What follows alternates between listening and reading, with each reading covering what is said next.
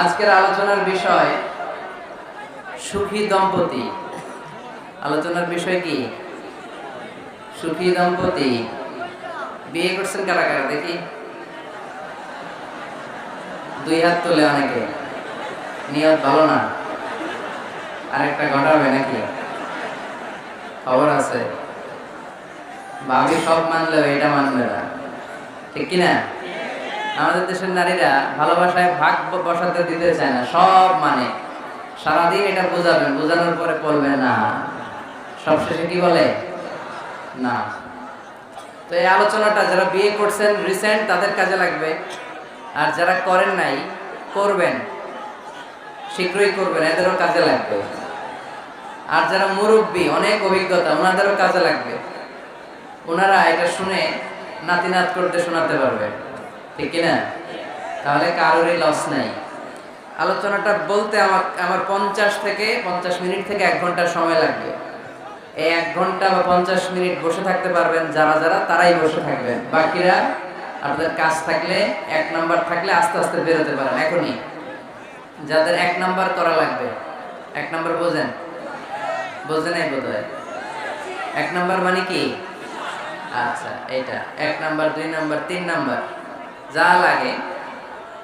এই 50 মিনিট থেকে 1 ঘন্টার মধ্যে কেউ বেরোতে পারবে না। বের হইলে আমি ধরবো, আলোচনা থামাই, আপনারাও ধরবেন। পারা যাবে?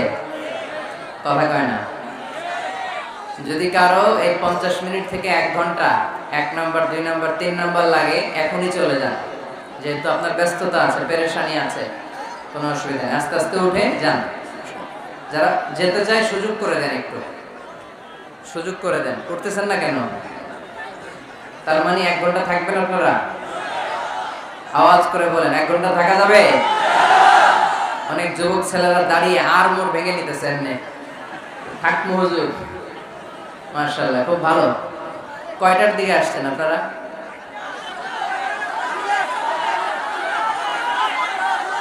দুপুর 2টা। আরে কি কষ্ট হইতেছে। তো এত ঘন্টা যেহেতু থাকলেন, 8 ঘন্টা 10 ঘন্টা, আর 1 ঘন্টা কি কোরবানি করা যাবে? উঠবেন না? না, আমি কিন্তু সুযোগ দিছি, এই 1 ঘন্টার মাঝখানে কেউ উঠতে পারবে না, মনে থাকবে? আওয়াজও করতে পারবে না, এই এদিকে কি কথা নাই, না বসতে পারবে না, এরা দাঁড়ায় শুনবে একেবারে চোখ। প্রতিটা মাহফিলে বিশৃঙ্খলা, কোথাও মন খুলে কথা বলতে পারে না, গেলেই এদিকে ধাক্কা ধাক্কি, মারামারি। প্রজেক্টরের জায়গায় প্রজেক্টর থাকে, সব আসে এদিকে। তাই প্রজেক্টর দিয়ে লাভ হয়েছে কি? প্রজেক্টর আছে, ওই যে দেখা যাচ্ছে কত সুন্দর, ওখানে যান, এখানে ধাক্কা ধাক্কি করবেন না। ওখানেও লোক আছে আলহামদুলিল্লাহ, এরা ভালো মানুষ অনেক। ঠিক আছে, দৌলতপুরের ভাইরা, আলোচনা শুরু হচ্ছে এখন।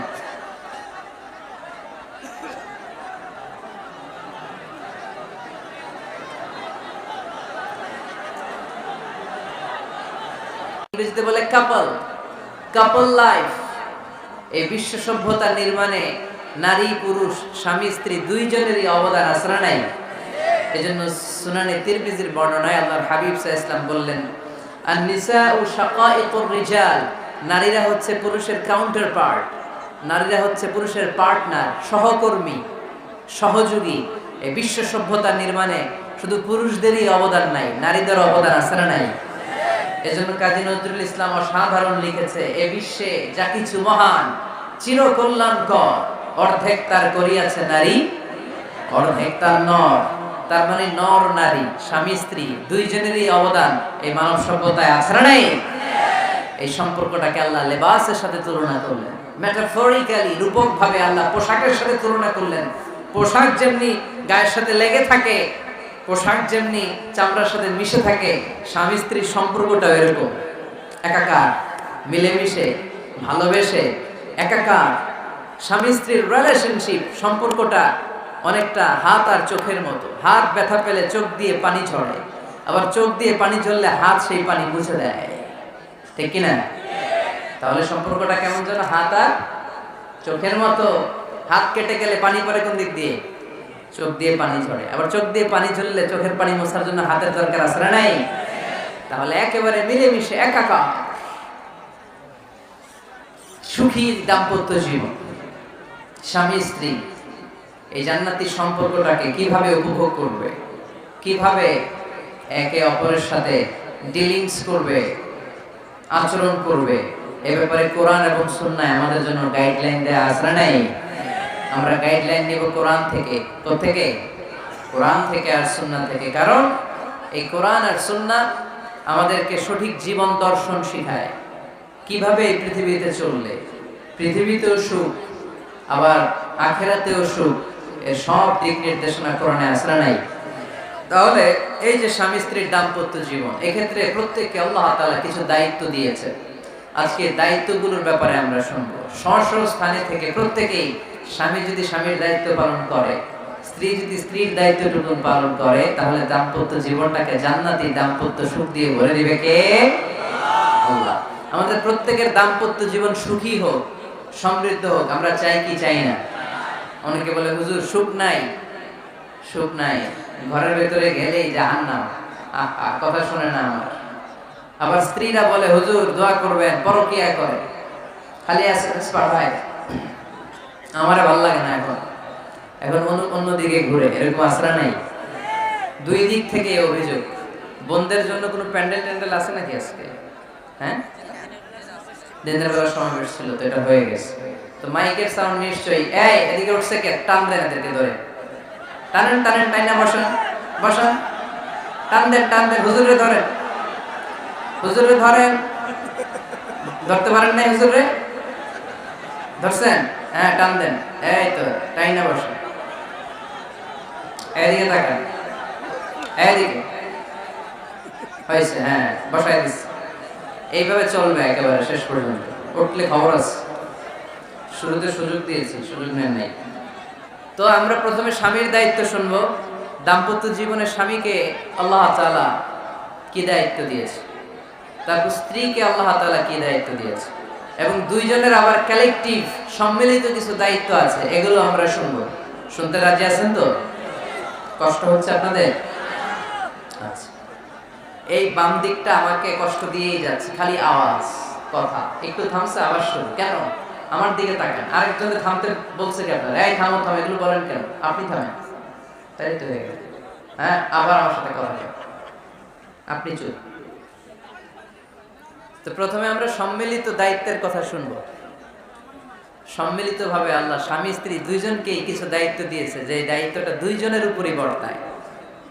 এরপরে শুনবো স্বামীকে আল্লাহ কিছু দায়িত্ব দিয়েছে, এটা শুনবো। এরপরে স্ত্রীকে কিছু দায়িত্ব দিয়েছে, আল্লাহর কসম এই দায়িত্বগুলো যদি স্বামী স্ত্রী সম্মিলিতভাবে পালন করে, এক একটা ঘরকে আল্লাহ জান্নাতি পরিবার বানায় দিবে, সুখী সমৃদ্ধ জান্নাতি দম্পতি বানায় দিবে। এরকম দাম্পত্য জীবন, সুখময় দাম্পত্য জীবন আমাদের হোক, আমরা চাই কি চাই না? চাই। তাহলে আমরা প্রথমে আলাদা আলাদা দায়িত্ব শোনার আগে সম্মিলিত বা কালেকটিভ রেসপন্সিবিলিটি কি আছে, এই সম্মিলিত দায়িত্বগুলো শুনবো। স্বামী স্ত্রীর দুইজনের কাঁধেই বর্তায় এরকম প্রথম দায়িত্ব হচ্ছে স্যাক্রিফাইস। দাম্পত্য জীবনের আসল খেলাটা হচ্ছে স্যাক্রিফাইসের খেলা। কিসের খেলা? স্যাক্রিফাইস। এটা লাগবে। আমার বোনেরা অথবা যুবতী বোনেরা অথবা রিসেন্টলি বিয়ে হয়েছে এরকম বোনেরা, আজকে তো এক ভাই এসে দোয়া চাইল, হুজুর 3 দিন আগে বিয়ে হয়েছে আমার, একটু দোয়া করে দেয়। তারপর যুবক ছেলেরা, তোমরা যারা বিয়ে করনি করবা, খেয়াল করে শোনো, এগুলো কাজে লাগবে। স্যাক্রিফাইসটা খুব জরুরি। স্যাক্রিফাইস ইজ দ্য কি of a successful happy couple life. একটা সুখী দাম্পত্য জীবনের আসল চাবি হচ্ছে স্যাক্রিফাইস। আওয়াজ করে বলতে হবে, চাবিটার নাম কি? স্যাক্রিফাইস করতে হবে, একটু মানিয়ে নেয়া, একে অপরকে বোঝা, একটু ভালোবাসা, একটু মানিয়ে চলা, এটার নাম হচ্ছে স্যাক্রিফাইস। একে অপরকে বোঝার চেষ্টা করা, একটু মানিয়ে চলার চেষ্টা করা, একটু ভালো লাগা, একটু ভালোবাসা, সুখ দুঃখ ভাগাভাগি করে মিলেমিশে একাকার হয়ে যাওয়া, এটার নামই দাম্পত্য জীবন, ঠিক কি না? হ্যাঁ, এটার নামই দাম্পত্য জীবন। মিলেমিশে একাকার হয়ে যেতে হবে, স্যাক্রিফাইসের মানসিকতা অর্জন করতে হবে। একে অপরের দোষ ধরলে চলবে না, কারণ no one is perfect in this life. আপনি যে আপনার বউয়ের দোষ ধরতেছেন, আপনার দোষ নাই? কথা বলেন না কেন? আপনারও দোষ আছে না নাই? তো লিস্ট দুই ভাবে করা যায়, একটা হচ্ছে দোষের লিস্ট আর একটা হচ্ছে গুণের লিস্ট। দোষের লিস্ট বাদ দিয়ে দেন। আপনার স্ত্রীর মধ্যে আল্লাহ তাআলা কি কি গুণ দিয়েছে এই গুণগুলোর লিস্ট করুন, দোষের লিস্ট নয়। দাম্পত্য জীবনটাই এমন, কখনো ঝগড়া, কখনো হাসাহাসি, কখনো মেঘ, কখনো বৃষ্টি, আছে না নাই? হয় না এরকম? আপস এন্ড ডাউনস, মাঝে মাঝে একটু ঝগড়া, মাঝে মাঝে আবার ভালোবাসা, আবার খুনসুটি, এগুলো মিলেমিশে একাকার করে স্যাক্রিফাইস দিয়ে একে অপরকে জয় করে নিতে হয়। কারণ no one is perfect in this world. এই পৃথিবীতে কেউই পারফেক্ট না। আপনি আপনার বউয়ের দোষ খুঁজলে আপনারও দোষ আছে না নাই? কেউ দোষমুক্ত নয়। এজন্য দোষ না খুঁজে আমরা স্যাক্রিফাইস করব। দাম্পত্য জীবনের এটাকে সুখী সমৃদ্ধ করার এক নাম্বার চাবিকাঠি হচ্ছে স্যাক্রিফাইস। এইদিকে কয়েকটা আছে, এগুলো টান দেন, বসান বসান বসান বসান। এই যে লাল গেঞ্জি এটারে বসান, পিছনে সবুজ গেঞ্জি বসান, টাইন না বসান না, আমি বলছি বসান, টান দেন ওরে ধরে, টানেন সবাই মিলে টান দেন ওরে, হ্যাঁ বসান, হ্যাঁ ধাক্কা মারেন, সাবাস, হ্যাঁ ঠিক আছে। এই বসাইতে পারেন, লাল গেঞ্জি চলে যাইতেছে, ওরে ধরো, এই ঠিক আছে, বসছেও, ঠিক আছে বসছে, ফাইন, আমার দিকে তাকান, বসে গেছে। কষ্ট পাইতেছেন আপনারা? তো শেষ করে দেই তাহলে, হ্যাঁ শুনবেন তো? ওঠা বসা কেন? সময় দিয়েছিলাম ওই সময় যান না কেন? পুরো বাংলাদেশটা এরকম ক্যাওস, কেউ নিয়ম মানতে চায় না, যেতে বলছি যায় না, এরপরে কথা শুরু করছে, এখন ওঠা শুরু করছে। তো শৃঙ্খলা আপনি কোথায় কাজে লাগাবেন? এটা কোরআনের মাহফিল, এখানে নীতির কথা শোনানো হয়, তো এখানে যা চলবে সব নীতি মেনেই চালাতে হবে, ঠিক কিনা? অনিয়ম করতে পারবেন না আপনি। আর এখানে তো ওনারা স্বাধীনতা ঘোষণা করছে, আলাদা হয়ে যাবে না, আপনারা স্বাধীন হয়ে যান, হয়েছে? এদিকে তাকান। তাহলে সুখী দাম্পত্য জীবনের এক নাম্বার চাবির নাম কি? স্যাক্রিফাইস। চিল্লায় বলতে হবে, সেটা কি?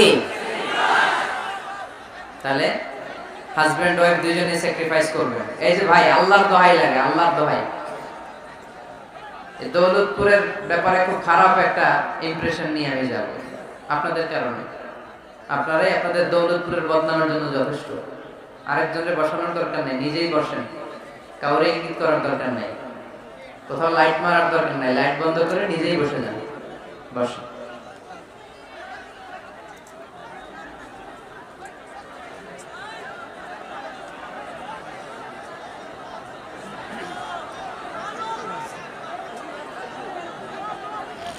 হ্যাঁ ঠিক আছে, এদিকে তাকা। দাম্পত্য জীবনকে সুখী করার দুই নাম্বার কালেকটিভ ফর্মুলা হচ্ছে ঝগড়া করা যাবে না। ঝগড়া আপনারা করেন নাকি ভাবির সাথে? ভাবির সাথে ঝগড়া করেন কে কে? দেখি হাত তোলেন।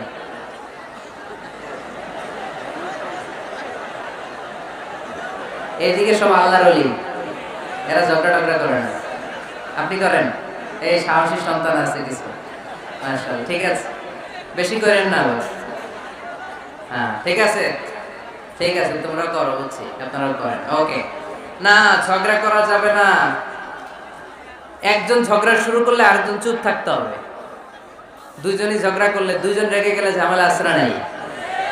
স্বামী রেগে গেলে স্ত্রী চুপ, স্ত্রী কখনো রেগে গেলে স্বামী চুপ, দুইজনই রেগে গেলে তৃতীয় বিশ্বযুদ্ধ, ঠিক কিনা? এই জন্য ঝগড়া করতে দেয়া যাবে না। কারণ এই ঝগড়া, সামান্য ঝগড়া থেকে এই ঝগড়া বাড়তে বাড়তে এটা বিচ্ছেদের দিকে গড়ায়, ডিভোর্স হয়ে যায়। এরকম কত কেস যে আমার কাছে আসে, কত কেস যে আমার কাছে আসে যে হুজুর ছোট্ট ঝগড়া থেকে আমাদের মধ্যে ঝগড়া বাড়তে বাড়তে ইগো প্রবলেমের কারণে বিচ্ছেদে গড়ায়। আর এই ঝগড়া একটু শুরু হলে ইবলিস শয়তানের কাজ হচ্ছে পালে বাতাস দেয়। কি দেয়? পালে বাতাস পেলে এটা দাউ দাউ করে উঁচু হয়ে ওঠে। আগুনের মধ্যে যেমনি কেরোসিন ঢাললে দাউ দাউ করে জ্বলে, সামান্য ঝগড়ার ছোতা পেলে ইবলিস শয়তান খালি দাউ দাউ করে এই ঝগড়ার আগুনকে জ্বালিয়ে দেয়, ঠিক কি না? এজন্য ঝগড়া করবেন না, মেহেরবানি করে ঝগড়া শুরু করবেন না। যে কোনো মূল্যে ঝগড়াকে থামায় রাখতে হবে। তো ফ্যামিলিতে ঝগড়া অনেক সময় হয়ে যায়, কিন্তু একজন ঝগড়া করলে আরেকজন চুপ থাকতে হবে। ঝগড়া নিয়ে একটা মজার গল্প আছে, শুনবেন? বিশৃঙ্খলা করলে তো গল্প শোনানো যাবে না, একেবারে চুপ, আমার দিকে তাকান। তাকিয়েছেন? ঝগড়া নিয়ে যে গল্পটা সেটা হচ্ছে, এক স্বামী ওয়াজ শুনে বাড়িতে গেছে রাত 11টায়। তো বাড়ির কাছাকাছি যেতে না যেতে স্ত্রীর আবার স্বভাব হচ্ছে রাতের খাবারটা স্বামীর সাথে একসাথে খায়, আলাদা খায় না। তো বাড়ির সামনে যে স্বামী ফোন দিছে ওয়াইফকে, এই শুরু করার আগে দরজাটা খোলো, আমি চলে আসছি। তো ওয়াইফ এসে দরজা খুলে দিচ্ছে। এবার স্বামী ঘরে ঢুকে বলে, শুরু করার আগে রাতের খাবারটা দিয়ে দাও টেবিলে, খেয়ে ফেলি। স্ত্রী বেচারি ডাইনিং টেবিলে খাবার দিয়েছে, হাজবেন্ড বেচারা ওয়াশরুম থেকে ফ্রেশ হয়ে ডাইনিং টেবিলে বসেছে, স্ত্রীও বসেছে। তো খুব বড্ড গরম। হাজবেন্ড বলে, শুরু করার আগে ফ্যানটা ছাড়। এইবার তো স্ত্রী বেচারি রেগে মেগে আগুন, কি আসার পর থেকে শুরু করার আগে, শুরু করার আগে, কি শুরু করার আগে? হাজবেন্ড বলে, এই তো শুরু হয়ে গেল। মানে কি? ঝগড়া। মানে কি? ঝগড়া। প্রিয় ভাইয়েরা, ঝগড়া করবেন না। স্বামী রেগে গেলে স্ত্রী চুপ থাকবেন, স্ত্রী রেগে গেলে স্বামী চুপ থাকবেন। কারণ সহিহ মুসলিমে এসেছে, ইন্না ইবলিসা ইয়াদাউ আরশাহু আলাল মা। ইবলিস শয়তান তার সিংহাসন গেড়েছে সাগরের উপর। কোথায়? ইবলিসের সিংহাসন কোথায়? সাগরের উপর। সুম্মা ইয়াবাসু সারায়াহু, সে প্রতিদিন সকালবেলা তার সাঙ্গপাঙ্গরে গোটা পৃথিবীতে পাঠায়, যা পৃথিবীতে ফাসাদ সৃষ্টি কর, ফাসাদ সৃষ্টি কর। ইবলিস যখন সাঙ্গপাঙ্গদেরকে গোটা পৃথিবীতে ছড়িয়ে দেয়, সারাদিন ধোঁকা দেওয়ার পরে, ওয়াসওয়াসা দেওয়ার পরে, রাত্রিবেলা ইবলিসের কাছে ফিরে আসে, এসে বলে, ও ইবলিস, আমি আজকে আল্লাহর বান্দাদেরকে দিয়ে মিথ্যা কথা বলিয়েছি। ইবলিস বলে, এটা তো কোনো ব্যাপারই না, এগুলাই তো তোদের কাজ। আরেক শয়তান বলে, আমি ওজনে কম দিয়েছি একজনের মাধ্যমে বাজারে। ইবলিস বলে, এটাও তেমন বড় কোনো কাজ নয়। আরেকজন বলে, আমি সুদের ডিলিংস করিয়েছি। ইবলিস বলে, এটাও কোনো কাজ নয়। আরেক শয়তান বলে, আমি মদের আড্ডাখানায় নিয়ে মসজিদে যেতে নিয়েছিল, সেখান থেকে সরিয়ে মদের আড্ডাখানায় আল্লাহর বান্দাদেরকে নিয়েছি। ইবলিস বলে, এইটাও তেমন বড় কোনো কাজ নয়। আরেক শয়তান এসে বলে, মা তারাকতুহু হাত্তা ফাররাকতু বাইনাহু ওয়া বাইনা ইমরাআতিহি, আমি এক আল্লাহর বান্দার সাথে বান্দির ঝগড়া লাগিয়ে, ঝগড়া করাতে করাতে তালাক পর্যন্ত নিয়ে গিয়েছি। মা তারাকতুহু হাত্তা ফাররাকতু বাইনাহু ওয়া বাইনা ইমরাআতিহি, আমি এক ইমানদার পরিবারকে ধ্বংসের শেষ প্রান্তে নিয়ে গিয়েছি। সামান্য ঝগড়ার পরে আমি ওয়াসওয়াসা দিতে দিতে ঝগড়া বাড়াতে বাড়াতে তালাক পর্যন্ত নিয়েছি। ইবলিস বলে, শাবাশ, তুই তো কাজের মতো কাজ করেছিস, আমার কাছে আয়, আমার কাঁধে ওঠ। ইবলিস তখন ওই শয়তানকে কাঁধে নিয়ে নাচতে শুরু করে। নাউজুবিল্লাহ বলবেন না? এজন্য ইমানদারদের সংসার ভেঙে খান খান হোক, এটা হলে ইবলিস খুশি। আর ইমানদারের পরিবার টিকে থাকলে আমার আল্লাহ খুশি। আমরা কার খুশি চাই? এজন্য শয়তানরে খুশি হতে দেয়া যাবে না। ইমানদারদের পরিবারগুলো ঝগড়ার মাধ্যমে ভেঙে যাক, সব সময় শয়তানের মিশন এটা। আর ইমানদারদের পরিবারগুলো টিকে থাক, এটা আমার আল্লাহ সব সময় চায়। সুবহানাল্লাহ পড়েন। এজন্য দৌলতপুরের ভাইরা, ঝগড়া করবেন না। ঝগড়া কিন্তু নবী রাসূলদের পরিবারেও ছিল, আল্লাহ রাসূল সাল্লাল্লাহু আলাইহি ওয়াসাল্লামের পরিবারেও ঝগড়া ছিল। এটা স্বাভাবিক। দাম্পত্য জীবনের খুব সিম্পল ইস্যু। একজন রাগ করলে আরেকজন থেমে যাবে। পারবেন? কি হলো, পারবেন না? আল্লাহর হাবিব সাল্লাল্লাহু আলাইহি ওয়াসাল্লামের সাথে আম্মা জান আয়েশার ঝগড়া হতো। মজার একটা হাদিস শুনেন, সহিহ বুখারীর হাদিস, মুসনাদে আহমদ ইবনে হাম্বল এসেছে এই হাদিসটা। আম্মা জান আয়েশার সাথে ঝগড়ার পর আম্মা জান আয়েশাও রাগ, আল্লাহ রাসূল সাল্লাল্লাহু আলাইহি ওয়াসাল্লামও রাগ। এখন রাগ মেটানোর দরকার আছে না নাই? আল্লাহ রাসূল সাল্লাল্লাহু আলাইহি ওয়াসাল্লাম বললেন, আয়েশা চলো মিটমাট করে ফেলি। সুবহানাল্লাহ কইবেন না? চলো মিটমাট করি।